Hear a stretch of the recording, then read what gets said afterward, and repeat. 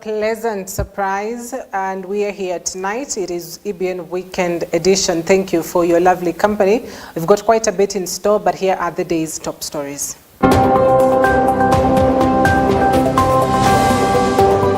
3 people dead while 5 injured after building scaffolds collapse in Pangani area, Nairobi County. Sisi tukaangalia nyuma tukaona askari watatu wa Dremonte. Family cries for justice after kin allegedly killed by watchmen at a fruit plant. 16 days of activism against gender-based violence continues as women leaders call for more concerted efforts against the vice.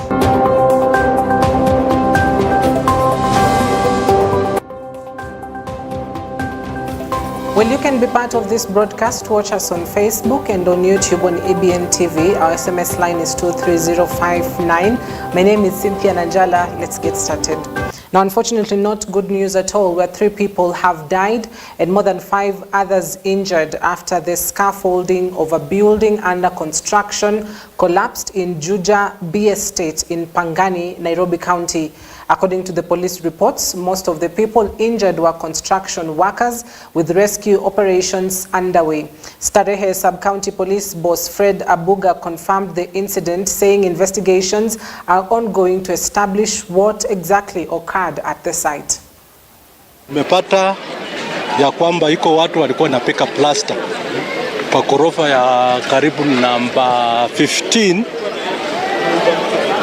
na sile miti ambayo sinawekelewa wanasimama wakichenga ndio silifunjika, na ndipo hao watu wakaporomoka pamoja na hizo miti. Wakati walianza kujenga manyumba hapa kulikuwa na machuma. Siku hizi wameanza kuweka miti, ukiangalia na mabati ni kitu ovyo kabisa, mtu anaanguka na anaenda kabisa. Wale National Construction Authority wangekuja waangalie ngazi zile zinatumika katika hii nyumba, hii mkasa ikendeka na watu wengi wangekufa na watu wale wako kwa mahospitali hawangeweza kuumia. And as it is right now, a number of people have been evacuated to KNH and Ladnan Hospital. Well, that is a developing story that we continue to keep tabs on, and we shall be informing you about it as and when it occurs. Interior Cabinet Secretary Professor Kithure Kindiki undertook a security risk assessment at settlements adjacent to Masinga, Kamburu, Kindaruma, Gitaru and Kiambere dams for public safety contingency planning to mitigate against the risks posed by the ongoing El Nino rains. The Interior CS has urged citizens to heed to precautions and instructions issued by the National Government Administration's officers and other officials charged with the responsibility of ensuring safety of people during this rainy season. Kwa hivyo wale ambao maafisa wa serikali ambao wanazunguka hapa wakitathmini zile familia ambazo zinahusika, wapatie majina ya watu wako katika nyumba yako, tupatie namba zenu za simu, kwa sababu ile tahadhari ikitolewa tutafanya kuwajulisha hali ya hatari kupitia simu zenu, na vile vile sisi wenyewe tutakuwa hapa, maafisa wa serikali, maafisa wa usalama, maafisa wa utawala, maafisa wote wa serikali watakuwa hapa kuhakikisha kwamba kila mwananchi ambaye anapaswa kuhama amehama kwa wakati ufaao, ili tusipate kupoteza watu wetu kiholela kwa sababu ya shida ambayo tumeambiwa inaweza kutokea. Tumepoteza watu wengi ambao wamedharau ile wasia ambao wamepatiwa na maafisa wetu wa serikali na maafisa wa utawala. Watu wengi wamejiingiza katika mito iliyofurika wakabebwa na maji. Watu wengi, madereva wameingia kwa maji, wameingiza gari kwa maji, gari imebebwa, wameaga dunia, abiria wao wamekufa. Na ndipo tumesema ya kwamba hatutakubali driver yoyote kuendelea na safari ambayo inahatarisha maisha yake na kuhatarisha maisha ya abiria ambao amebeba. na vile vile hatutakubali wananchi kusafiri na kuvuka mito iliyofura. Kwa hivyo mahali tutaona ya kwamba kuna wananchi wanakaribia mito, wanakaribia maji ambayo labda inaweza kusababisha maafa, maafisa wetu watakuwa pale kuwazuia, na kama nilivyosema, kwetu kama serikali kuokoa maisha sio tafadhali, ni lazima. Mbeere North Member of Parliament Geoffrey Ruku has challenged judicial officers presiding over the housing tax case to declare conflict of interest, since they are also expected to pay that particular tax. Speaking during a seedling distribution exercise at Siakago in his constituency, Ruku noted that the National Assembly is keen to make the record straight on conflict of interest by working on a law that is currently being discussed on the floor of the House. The Mbeere North lawmaker further criticized the Azimio leader Raila Odinga for taking advantage of the ruling to mislead the public.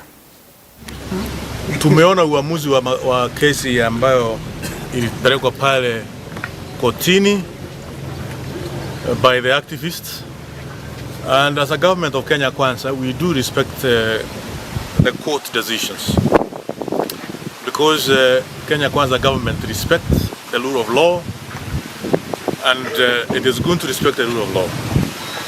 But at the same time, there is serious conflict of interest, which is with our judges. It is true judges are doing a good job, but there is serious conflict of interest, because most of the judges, especially those who are having this case,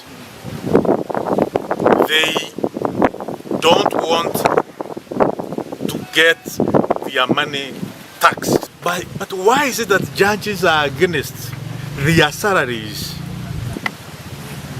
taxed just like any other Kenyan? But we have to make difficult decisions. We have to make painful decisions as the leaders of this nation to ensure Kenya economy is back in the right track. And it can only be on the right track if we are paying taxes to cater for our functions, government functions. Because we cannot continue borrowing. The more we borrow, the more we are in a vicious cycle. The more we will not be able to revive our economy. I have seen Raila Odinga very happy that most of the registrations done by the government, Kenya Kwanza government, they are being injected by the court. But let me tell Raila Odinga, yes, we respect the rule of law, but please don't take advantage of the judicial system, of justice administration system in the Republic of Kenya to champion your campaigns. Unga pale bungeni jana na leo tunaomba rais ikimalizika weka shahihi mara moja, so that we deal with some of these crooked judges who are in our judiciary. Serikali lazima isimame, serikali lazima ifanye kazi yake. And the only thing we can do as Kenyans is support the government. Na kama unaona serikali inafanya makosa, miaka 4 ndio imepaki, utaenda kupiga kura. National Assembly Speaker Moses Wetangula has called upon Kenyan media houses to put up necessary regulations that will ensure they collect and disseminate factual news. Speaking in Mombasa during the annual conference of the Kenya Editors Guild, Wetangula said the media is the agent of change and that there is no society that can survive without embracing it. He said media plays a role in disseminating information that helps society to move, to grow, and to change. He also said media fraternity should embrace AI technology and all the innovation they still physically have to cover events such as floods and the war. Thank you for the sponsorship. For Frederick Naumann Foundation, we just came back to Kenya. Times our president talking about and embracing the evolution that is going on in artificial intelligence and other related modern innovations. Those are ideas being impressed by the leadership, but the leadership doesn't have a monopoly of ideas. And we know that a good idea will give way to a better idea. So we encourage you to, as you congregate here, to come up with resolutions. Media associations in Kenya under the Kenya Media Sector Working Group collaborate to address urgent threats to media freedom. Journalist safety, both physical and in the digital space, remain a pressing concern. We call for an immediate halt to violations, emphasizing journalists' constitutional right to carry out their professional work. But I can see our Kiambo. A family from Kangangu, Maragua, Murang'a County is calling for investigation and arrest of the Del Monte Company farm guards who allegedly tortured and killed their son. On 13th November 2023, Peter Mutuku, in the company of Martin Chege and another gentleman, invaded Del Monte Pineapple Farm intending to steal fruits, where they got nabbed by security guards. Martin narrates how Mutuku tried to escape before two guards captured him and started beating him mercilessly. Human rights activists have since condemned the act, pushing for justice to prevail and calling upon international bodies to intervene. Hiyo siku ya Monday tulishikwa, tulikuwa tunafuka pande ile, tunaenda kuvuna matunda ya Del Monte. Leo tukashikiwa huko kwa shamba ya Del Monte. Na tukishikwa, mimi nikashikwa nikiwa wa kwanza. Nikishikwa mimi wa kwanza, tulipita alikuwa amepanda na niletea ngunia, njiri yangu ilikuwa imeteruka. Sasa kiniletea huko Del Monte, sisi tukaangalia nyuma tukaona askari watatu wa Del Monte. Walikuja sasa mimi nikashikwa nikaachwa na mmoja. Wakamkimbiza wakiwa wawili. Kimkimbiza wakiwa wawili nikasikia nduru. Kisikia nduru nikanyamaza hivyo. Mwishowe mimi kutoka kwa koti nikakuja nikasikia Peter hajaonekana. Kulingana na sisi binafsi wenye watu tulikuwa pale wote, hata mimi mwenyewe tunaona kijana alikuwa ameumizwa sana, alikuwa amegongwa. Na sisi kama mimi mzazi na wazazi wale wengine tunataka ya watoto wetu wanaumizwa alafu wanatupwa kwa maji. Tena kama wangu alikuwa anagongwa kichwa, jicho ilikuwa inatoka moja, hiyo ingine ilikuwa inaingia ndani. Tena kwa mafua alikuwa anatoa damu, hata kwa kichwa nyuma alikuwa anatoa damu. Kwa hivyo sisi kama wananchi, kama sisi wanyonge na wazazi wa watoto wetu, tunataka haki yetu, watoto wetu wasauliwa sana na wasa tupo kwa hiyo maji, na akitupwa hata wangu ni bahati alipatikana. Juu akufunguliwa vile anafunguliwa kwa maji na mawe anatupwa alafu anakosekana. Lakini tumesema hii maji kama ndio inatumika, hii mili kama inatupwa kwa maji na hii maji ndio inatumiwa kukuza hizi mananasi, tumesema hata hii mananasi ifai kuuzwa.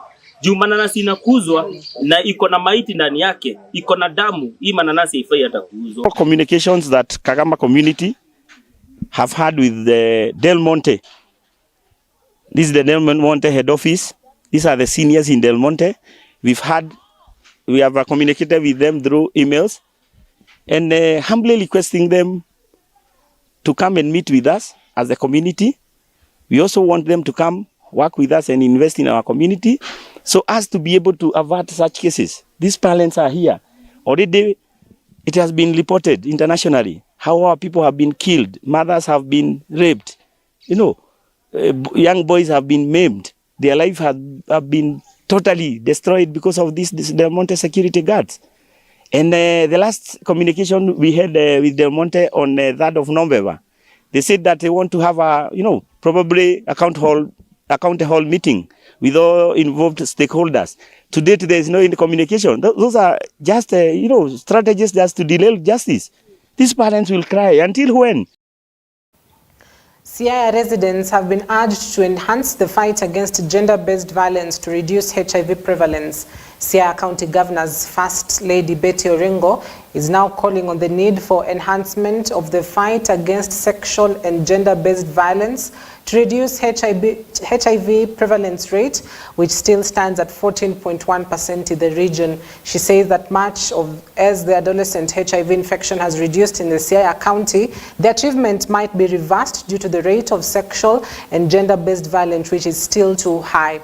Mrs. Orengo, who spoke during the commemoration of the World AIDS Day at Ugunja Primary School grounds in Ugunja Sub-County, observed that with high rate of sexual and gender-based violence, HIV prevalence may also rise, hence the need to enhance the fight. After you have received from the First Lady, as usual, our culture is too toxic. But unfortunately, we have now seen a rise in sexual and gender-based violence, which is part of the triple threat that Randy have talked about here. So with SGBV, you also get HIV infections rising, and then you get what the government calls adolescent pregnancies or teen pregnancies. Teen pregnancies are violence against girls and children. There is nothing like a teen getting pregnant. A teen is made pregnant, often by called mubabas. Siaya and across Kenya, I'm aware that communities have been leading the fight against new HIV infections. A lot of research has been done by many NGOs working on this issue, and they have found that community engagement leads to greater access to treatment, actually up to 64%, and to prevention. Community engagement also promotes human rights and the demand by community members of quality of service. Women from pastoral communities have stood up against female genital mutilation, early child marriages among girls. The women say they experience the challenge of pressure by men while contributing to the fight against sexual violence, because most of them consider mutilation of a female child as a cultural tradition and not sexual violence. Speaking during the celebration of the 16 days of combating and motivating the public against the effects of sexual violence, they have repeated to stand witness and confront the tradition that was passed along with early marriages among female children, similar to FGM. 16 days of activism. Ukiangalia sisi hawa wamama tumetoka katika mahali ambaye ni wanaume ndio wanatawala. It's a patriarchal society mahali sisi tumetoka, na wanaume wanagandamiza wamama. Sisi wamama challenges zenye tunapitia wakati tunajaribu tukiwa wamama kupigania haki ya wamama, tunagandamizwa na wanaume kwa sababu wanaona kuwa wanawake hawafai na hawako mahali ambayo wanafaa kukua. Ambayo mahali wanafaa kukua ati ni jikoni. Lakini sisi tumekataa. Tumejua ya kuwa kuna wanawake na kuna wanawake bora. Na wanawake wote wamewekwa katika sehemu nzuri na Mungu. Na wakati Mwenyezi Mungu ametuweka katika hiyo sehemu, sisi hatutaki kujigandamiza wenyewe. Tunataka kujiweka katika hali ya juu ambayo Mwenyezi Mungu ametuweka na tupiganie haki zetu. Hapa katika hii society yetu tuko na wasichana ambaye wanakeketwa. Na tukisema hiyo ni njia moja ya violence against women, watu wanaona kuwa hiyo ni kimila, sio violence. Lakini sisi tunaona hiyo ni violence na tunataka ikuwe addressed, na sisi wenyewe tumejitoa hapa tukiwa wamama, tuna address hiyo. Ya pili, wasichana wanakuwa beaded. Wasichana wanapewa beads, wanapata mimba, na hiyo mimba haikubaliwi kwa sababu ni mimba ambaye msichana hajaolewa, lakini huyo msichana amekuwa beaded, na ukikuwa beaded unaenda kulala na huyo mwanaume na huyo mtoto hakubaliwi. Ya pili pia, watoto wanaolewa wakiwa wadogo sana, wasichana wakiwa wadogo. Hawajapatiwa watimize umri, at least wacheze, wakuwe watoto, wakuwe na kila milestone. So sisi tumejitokeza leo katika hii 16 days of activism tukiwa wamama, tukuje tuhakikishe ya kuwa pia sauti yetu iko. mara mingi hata sisi warindile ama pastoralists tunaona kama masomo pia ni shida, lakini sasa hii mahali tuko unaona wamama ndio sasa wanafanya hii kazi ya kuendelesha hii maneno yote, so tuko mbele kiasi. Vile tumeanza na mahali tuko sasa hii tuko mbele kiasi.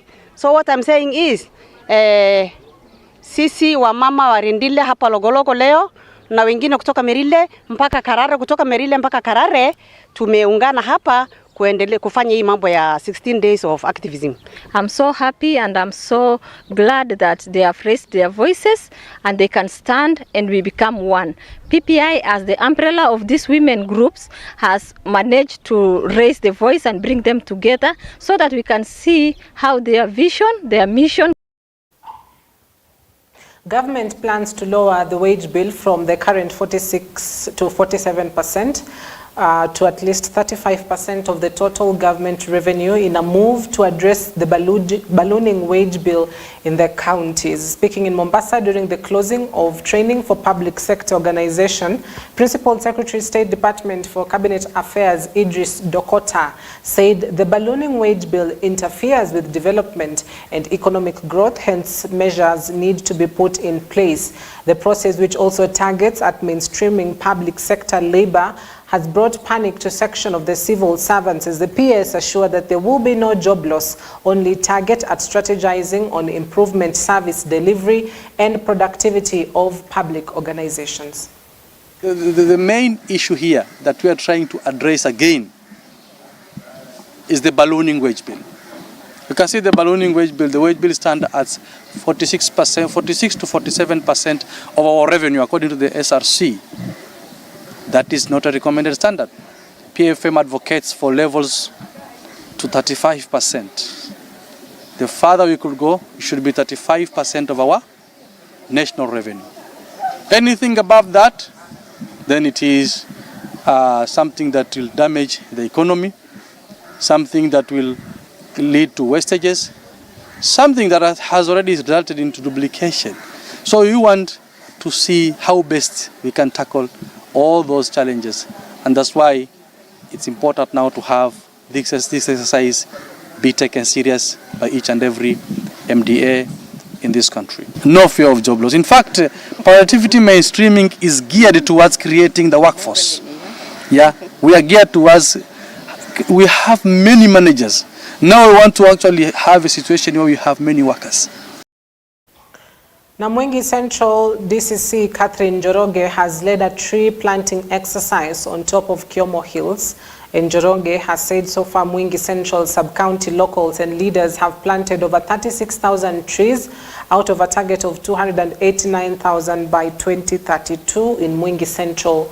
She's also said only one person across the sub-county has lost her life due to the ongoing rains, stating that those affected have received food, iron sheets, mattresses, among other items from the national government. Njoroge has urged locals to continue planting more trees in order to ensure Mwingi Central meets its target in line with President William Ruto's agenda of planting 15 billion trees by 2032. The sub-county, we have a target of 239,000. And when you divide it by the locations and sub-locations that we have, that's about 6,400 per sub-location. So that's an achievable number. So far, we've done 36,000 cumulatively. Today, we planted about 2,000 tree seedlings in Kyomo Hills. Yes, and we had the support from the community leaders.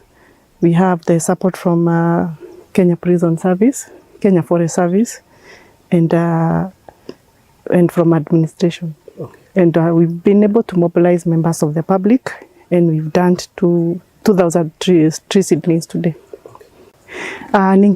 Tunaendelea kuwasihi wananchi kwa sababu mvua iko, waendelee kupanda miti. Na so far tunafurahi kwa sababu tumeona mafanikio. Watu wamekubali na wanaendelea kupanda miti kwa mashamba zao.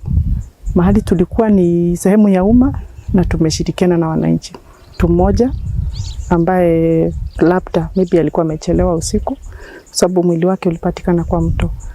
lakini tunawasihi watu wale wanalima kando ya mito na wale wanaishi karibu na hizo sehemu wahame, na wamehama area za Kakongo, Vikithuki.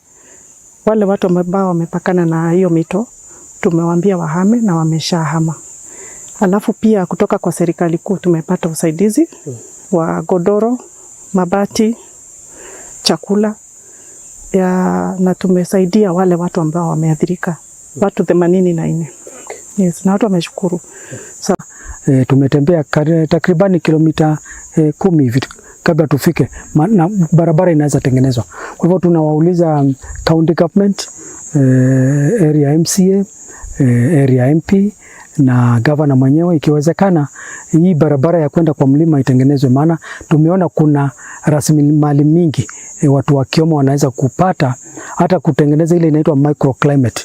Miti ikipandwa vizuri pale, hii area itakuwa na mvua ya Sadly, furious residents of Nyakaba and Witeithie villages in Juja, Kiambu County at the better part of Saturday morning blocked armed police officers from collecting the body of a middle-aged woman who was mauled to death by a pack of hyenas.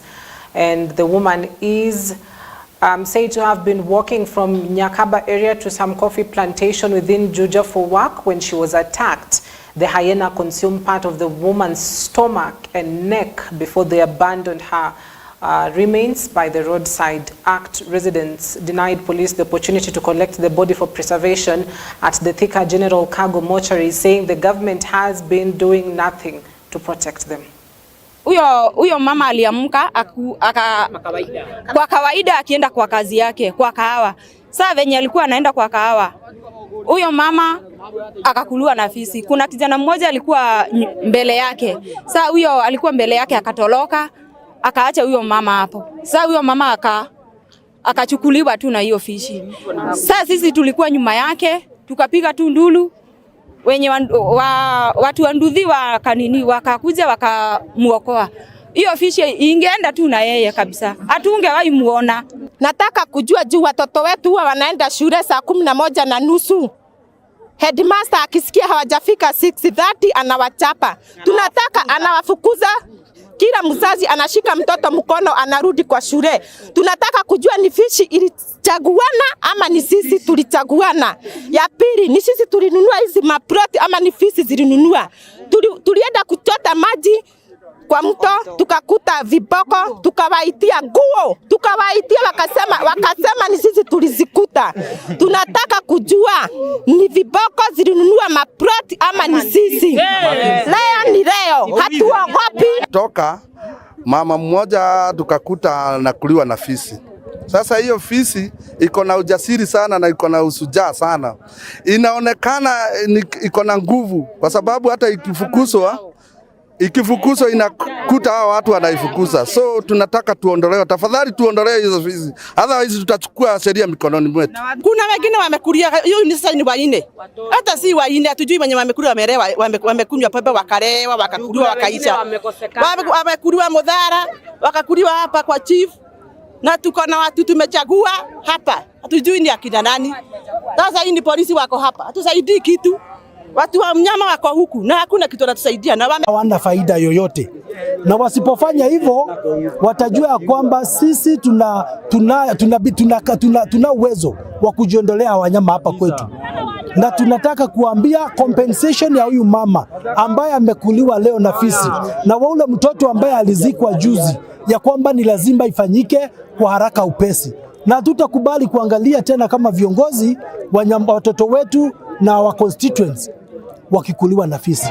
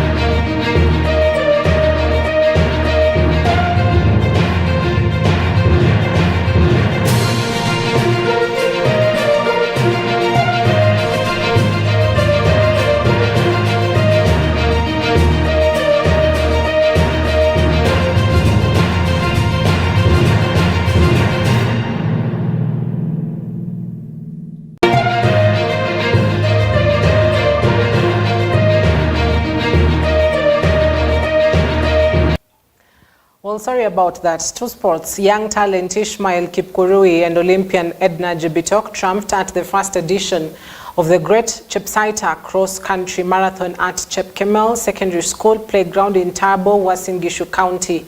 Kipkurui emerged the winner at the men's category, cutting the tape ahead of Edwin Bett. Kipkurui closed at 23 minutes and 16.2 seconds. His bet finished at 23 minutes 21.4 seconds, while Frederick Domangole came third with a time of 23.24 seconds. On senior women category, Jebitok crossed the line at 26 minutes 16.7 seconds, as Cynthia Chepngeno came second at 26.21 seconds. Janet Chepngetich finished at third position, crossing the line at 26 minutes 58.0 seconds. All stand here and say the first Chepsaita cross-country run has been a big success. A big, roaring success. A big success for bringing people together. Chepsaita itself is a rectangle that joins 4 counties in this rectangle. You have Uasin Gishu, Nandi, Bungoma, Kakamega, all in close proximity in this rectangle. And this run has brought not just these 4 counties together, but the whole of Kenya together.